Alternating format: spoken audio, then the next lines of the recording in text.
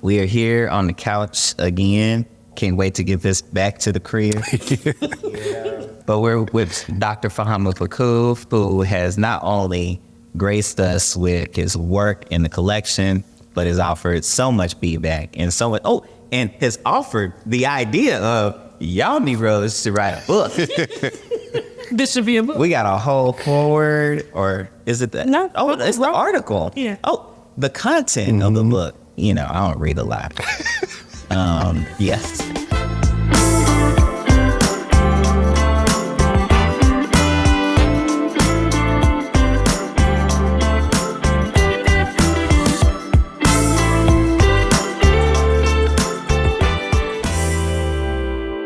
I'm not going to take credit for this being my idea, but it is indeed an honor to always collaborate with you guys and brainstorm with you and to write about your collection, to be a part of the collection. And so it's an honor to be on the couch.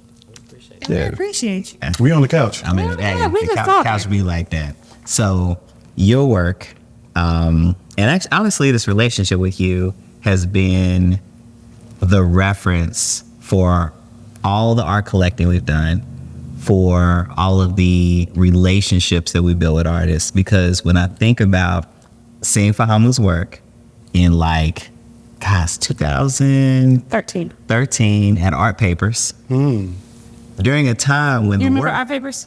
And you did. and you wrote an article for them. Oh, I guess edited. You did Yes. the editorial, but you also, it was one of those spots on Crescent. Yeah. And that might have been the first time we actually officially met. Oh, wow. Yeah, Okay. and I stopped you, it's dark, of course, downstairs. And, I think we just briefly introduced ourselves. This is even before we called ourselves the Galbreaths, right? I'm George, And what's ill about it is we saw your work, and it was maybe 24 by 36. And, of course, there was some graphite in there and maybe a little bit of painting, but it was a stretch. We were like, ooh, that's expensive. We had no idea. No, now. Yeah, whoever bought that piece is enjoying lovely equity right now. Yeah. Because but that's been the evolution not only of your work, but when I think about the value of your friendship, how much we appreciate your friendship, literally has grown exponentially like that. You know what I mean? Yeah, I wanted to sound like we was talking for Hamus. No, we just trying to position ourselves. No. All the race faces. Yeah, All the race faces. nah. But you remember that, and I remember the show at Mocha. And you had the pieces up, and we talked about it, we were talking about oppositional fashion. And I was months away from leaving UPS. Did you do Mocha in 2015? That show opened in December of 2014. Okay, that makes sense. So I Wow. left UPS in 2015, but George and I had started working on it for a year, that I was going to leave corporate space.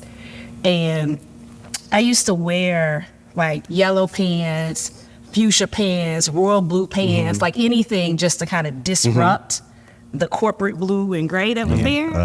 What can Brown do for you? Not a damn thing. Nothing. I'm rich. Thank you. But I would have management who would comment on my pants colors because it was inappropriate. Then I don't know what it is like now, but women were still wearing hose in UPS. You couldn't wear a skirt without wearing a hole underneath. That was still 2013, 2014, 2015. So when you started talking about oppositional fashion, and even that day I had on a pink bubble vest, right? It was my confirmation that that's all I was doing because it was a space that I wasn't supposed to be in. Today, I still like color, but it's not nearly as important to me to show up and try and disrupt the space that I'm in like it was then. And I felt like God was talking to me through you explaining the work and why you did the work. Wow. And it was, I remember it's time for you to go. Wow. Well, one, thank you for sharing that. And it's a very humbling thing to hear, but it also, similar to your hearing it, you saying that to me is also affirmation, right? I always talk about when I was an undergrad and I first started taking classes with Arturo Lindsay. He was kind of taken aback a little bit. You go to Atlanta College of Art, why are you over here at Spelman taking painting classes. And I was like, well, I want to study with a Black teacher. He's like, don't come to me because I'm Black. Come to me because I'm good.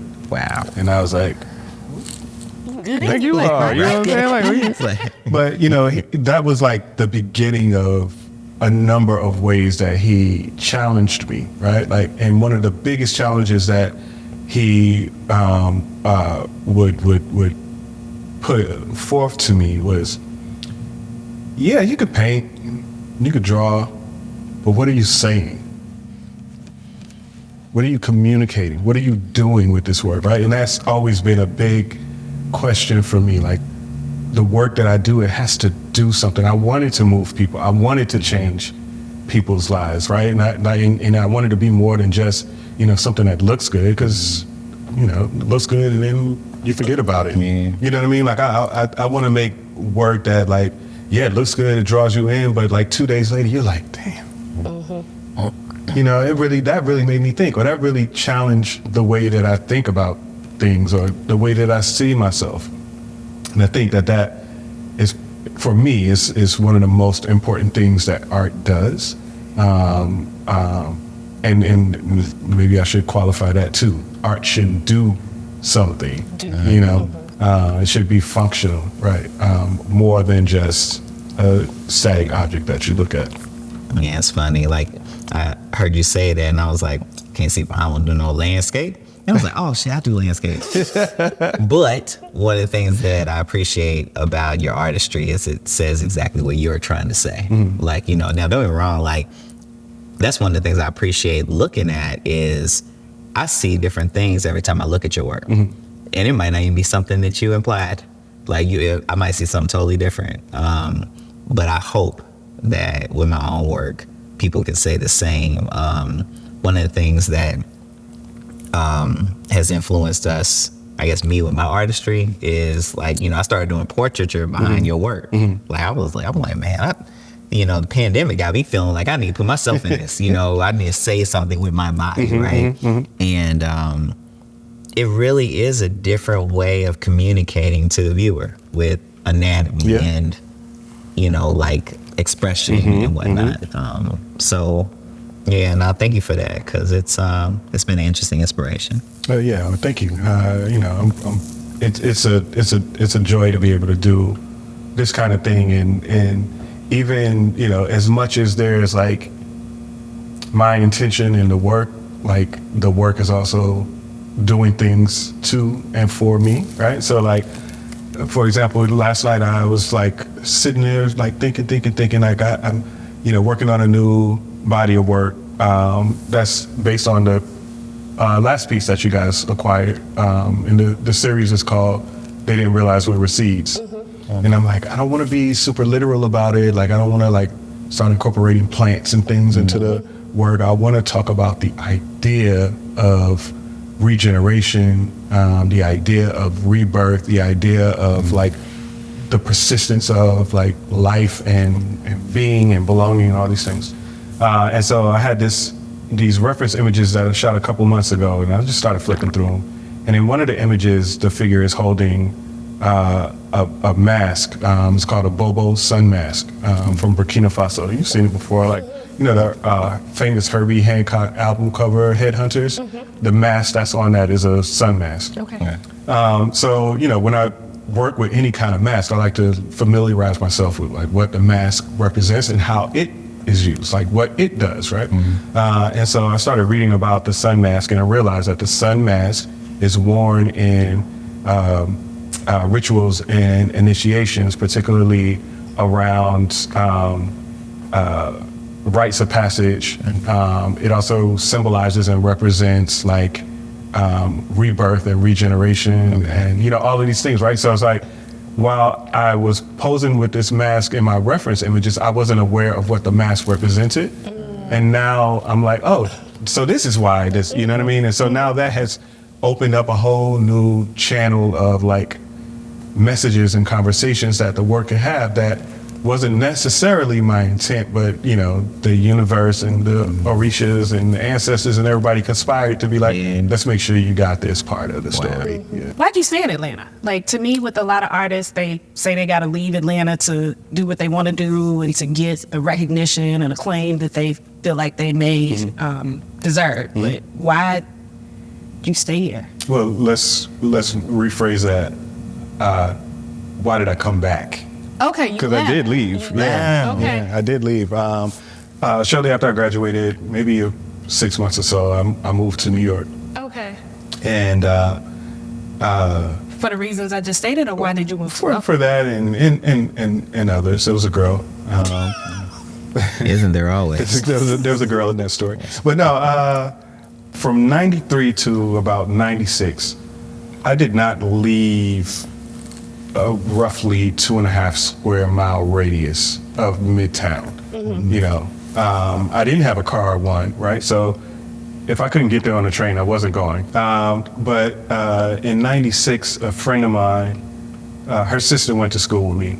And she was like, yo, there's this place that I think you will really love. It's really cool. You should come with me, you know, one night. And so I was like, I'll go with you.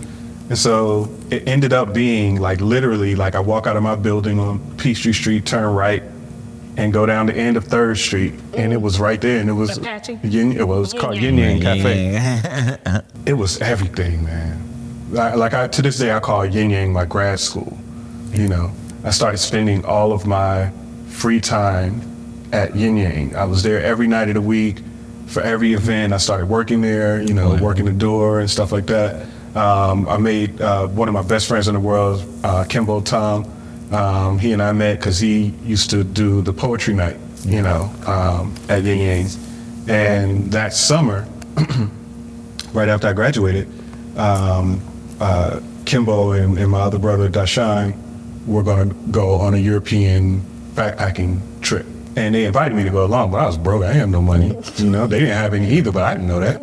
Anyway, when they left, Kimbo was like, well, you know, can you hold down the spoken word night, you know? I was going to work the door. And big shot. No, mind you, I'm shy. I'm shy. I'm this Fahamu, like this, you know what I'm saying? My homegirl, Shari, was going to host, and I was going to work the door. Okay. So the first night we were supposed to do the thing, Shari's like, I can't get on this stage. I'm nervous. You know, blah, blah, blah. Can you do it? And I was like, I guess I could try. Yeah. I'll drink 2-3 Heinekens. And I got up on the stage and I fell in love. Wow. Over the course of the 6 weeks or so that Kimbo and Dashan traveled, I invented a new persona. I became Sex Chocolate if you're nasty. And I hosted Elevation. You know, it was all jokes and comedy, you know, but like bringing the poets up, you know, and I had a nice like rapport, right? So some of the other poetry events that I would go to would be hosted by poets. And so somebody would get up on the stage and it would blow the crowd away. And then this poet, who's also the host, would come up and feel like competitive. And so now they got to do a poem too, you know, that wasn't my vibe, right? So like, whether the poet was amazing and blew the crowd away or somebody really whack, I would just follow up with, you know, some jokes, something to, you know, keep the crowd going. And everybody just fell in love with Sex Chop. Wow. To this day, people in Atlanta call me Sex Chop. Like they see me, that's Sex Chop. And so, you know, when Kimbo came back and tried to take the stage, everybody was like, where's Sex Chop?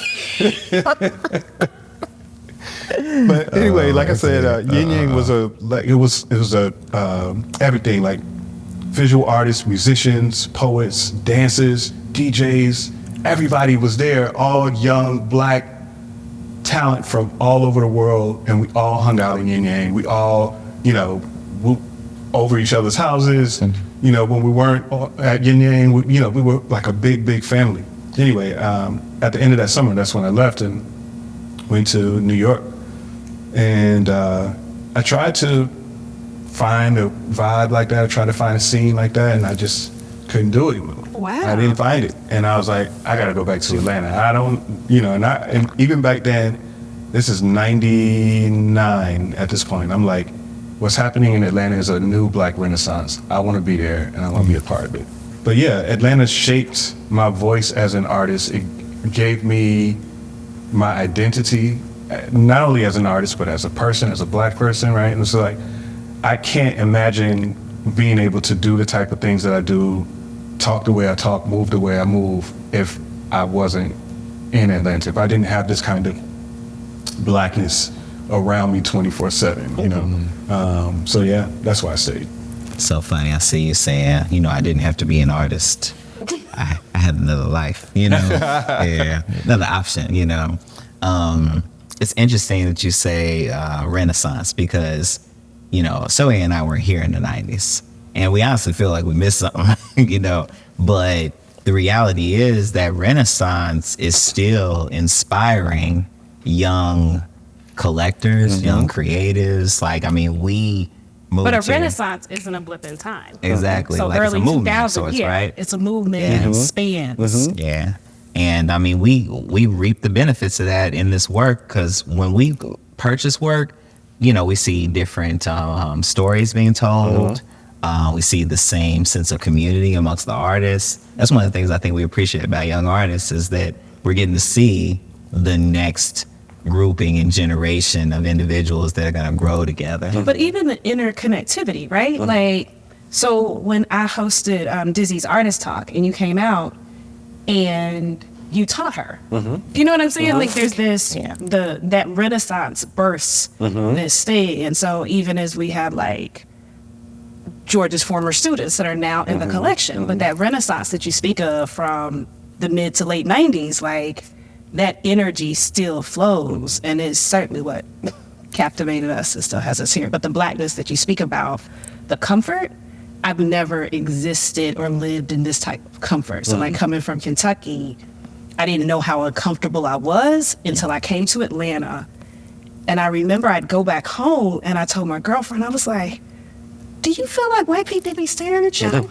And she was like, I ain't never noticed. Like, what do you mean? And I said, I'm in my car and I feel people like staring at me. And she came back like a week or two later. She was like, I see what you mean. But she had lived in Kentucky all of her life and she hadn't gone away. And it took me coming to Atlanta, not having that discomfort, coming back to Kentucky and then feeling those eyes and that discomfort. And I've been here 20 years. I can't imagine being anywhere else. Now, Like were you in the G35? I could have been in the You said Camry. I'm just saying, like, you know, in Lexington, you But know. even here, in the G35, that wasn't the look that I got. I didn't feel that way. No, I totally get saying, that. like, Exactly. car aside, I didn't have that feeling. And so I understand the comforts of Blackness that exist here for Black people. Yeah, I mean, I think it's, you know, and you know, to your point about the way that, like, Black culture continues to, like, revive itself and revitalize itself and maintain its relevance, right? Like, across now generations. I think that's always kind of been a part of, like, Atlanta's fabric, you know? You know, when I talk to like folks like Sue Ross, you know, they talk about the 70s and the 80s and the Black art movements that were happening, you know, during those decades. And you see the thread and people are like, oh, well, you know, there's other places, you know, DC is a chocolate city and, you know, Brooklyn and this, that, and the third. I'm like, yeah, but no, right? Like, you know, and in DC, you have communities that are like, this is a Black community, a poor Black community. Everybody in this community is essentially poor, and they don't go over there, and they don't go over there, and other people don't come into this neighborhood, right? You know, in Brooklyn, you got your block, you got your area that you go in, that you know you traffic in, and you don't go over there, and you don't go. And then it's not like that. You go any damn place you want here. Yeah. And you get there, and any and everybody's there from all, you know, economic strata. Yeah. Everybody's doing whatever everybody does, and there's no judgment. There's no, what is that person doing here? There's no staring, right? Like they're just, I mean, it's white people, Black people, Mexican, you name it. Everybody's in the place, and it's a beautiful thing because being Black in Atlanta is is a choice. It's not an imposition, right? Like in other cities, your blackness is an imposition. You know what I mean? Like it limits the spaces you can move in. Here is, I'm black because I want to be black. You know? Yeah. And actually, it's funny you mentioned that because we just got back from New Orleans and we were at a restaurant and we were the only black people in there. And there were hundreds of people in the restaurant. Yeah. Besides the workers. Yeah, like besides we were the workers. only black people dining over a 2-hour span of time. But That was so Atlanta, weird to me. Atlanta is why we had the confidence to walk in there and not be bothered at all. Right. And then two, I think the recommendations came from individuals that were like, "Oh yeah, this is a great restaurant." Nobody's even worried about that. Like we just gonna go because we belong in the space, you know. And the food's good. Yeah, and that's essentially it, man. It's like prejudice, like judgment, doesn't necessarily exist here. I'm sure you can find it in pockets, but there's very few places that I can go in Atlanta and be like, where are all the black people at? You know, I don't even know if I can count the number of times that it's happened in Atlanta, but I can tell you in cities all over this country where I've been the only black person in the room, like, this is weird, you know? So you always share a lot of knowledge and wisdom, but if you could speak on how black art collectors, just art collectors in general, art enthusiasts show up for Atlanta's art community moving forward. Like, how do we make sure we keep this energy going? I think a part of it is in exactly what you guys are doing, which is creating opportunities to educate, right? And to demonstrate how collecting can be an accessible and enjoyable journey. Again, I think too many people in our community have this concept of art as being this thing that's over there. One day, I can't tell you the number of people who I know have means and access. You know, and it's in Atlanta right now. That's still.